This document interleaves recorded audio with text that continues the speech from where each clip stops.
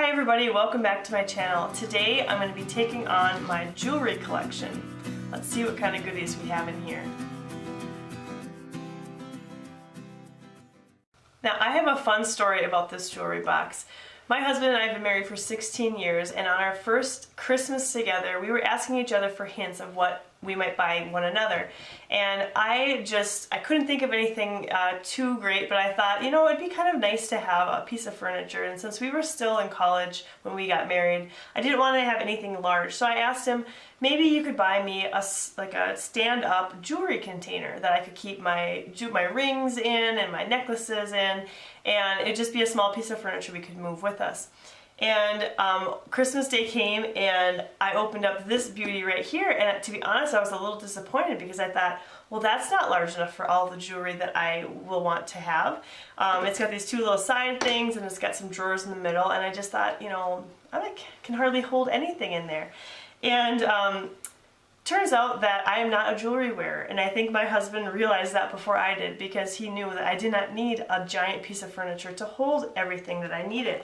And so I have had this jewelry box for 16 years, and I literally have not opened it probably at least in the last 3 years. And so I'm going to go through everything today and see what items I actually want to keep, and if this is even what I need anymore. This, I think, is going to be too much space for what I actually need.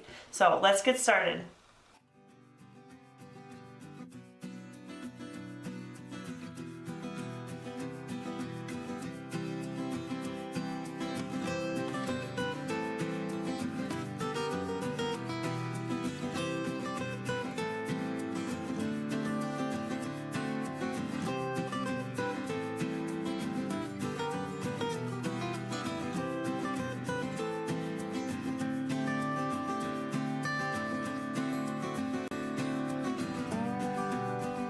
I had a ton of earrings, and I cannot remember the last time I ever wore earrings, so those basically all are gonna go.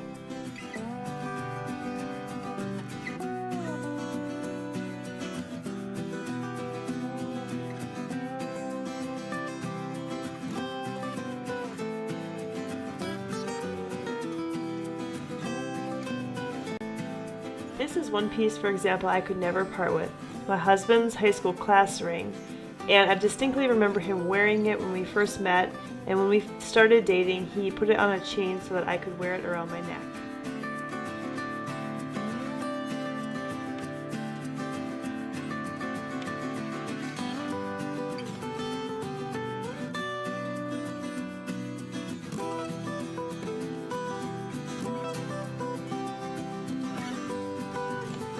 I think it's important to touch all the pieces that you're going through when you're decluttering, just to make sure that you see everything individually.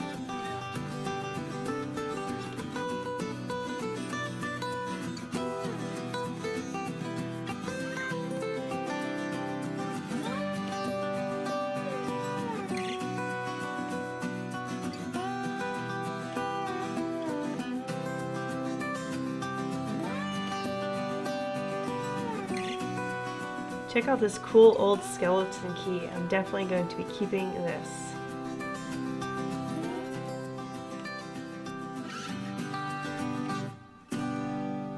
And these two bags hold the pearls that we bought when we went on our adoption trips to China. When we adopted each of our girls, they had a pearl market there, and we were able to pick which pearls we wanted them to string individually. And they came in these really nice bags. The ladies that made them, they put them in these bags. And the girls also have pearls that I am going to put in their own jewelry boxes.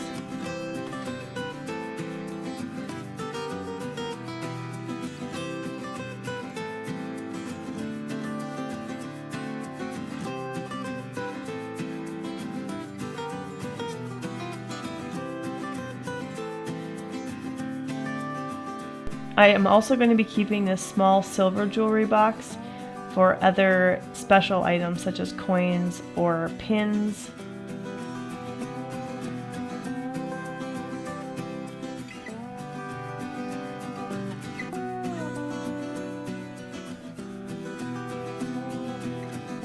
And this is all of the items I'm going to be donating or selling.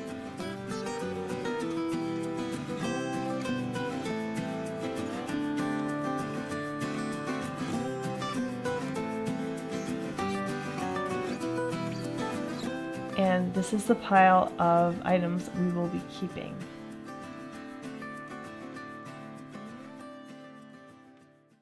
Now, as I was going through all my jewelry, I kind of came to a realization that jewelry is sort of like a small sample of what happens when we have clutter. So you start with a small piece of jewelry like this and you think, oh well, this is so small, even though I don't use it that often, I could just store it somewhere and I could, in case I need it, I could have it. So then you buy a container like this, or like what I wanted, the bigger container, and you think, well, I have room for things, and so you start buying more and you start adding to it.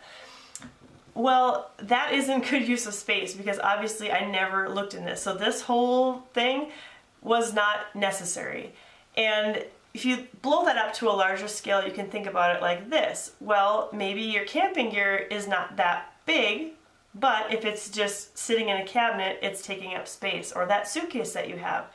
If you've got 10 suitcases because you went on a trip once that you needed a lot of suitcases, but they're just sitting in the closet because you don't take trips very often, that's taking up valuable space in your home that, it could be useful for other things. And I think people even get into the mindset when they build a house or they buy a house, they think, oh, I need to make sure I've got, large closets. Like walk-in closets are such a big deal to people nowadays. And they think, well, I need to have a place to store my clothes. But when you really think about it, how many clothes do you actually need? I mean, when you really pare it down, you don't need that many clothes. I did a capsule wardrobe, 50-piece wardrobe for the whole year, and I'm about, I think, 4 months into it, and so I haven't hit the summer season yet, and I am absolutely loving it. I would never go back now, and so I just am really excited about this kind of perspective that I'm getting on minimizing and just understanding the things that you really, really, really need and love. So, this cabinet is empty now. I don't have anything left in here, and instead I'm going to be storing all of my jewelry that I decided to keep in these beautiful bags. I've got my pearls that I have in there, and then I've got some special necklaces I got from my husband when we were first married or dating, and I also have this tiny jewelry box that was my grandma's. And so I've got these small things that I could easily fit into my sock drawer, for example, and this space is now saved. So I'm pretty excited about it. My husband did verify he's not sad if I sell this or donate it, and so that's exactly what I'm going to do.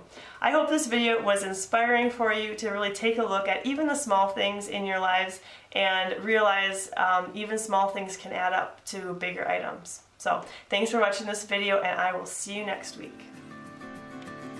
If you enjoyed this video, please consider subscribing to this channel or visiting my website, arrowhillcottage.com, for more tips on creating a simple home and living an intentionally simple life.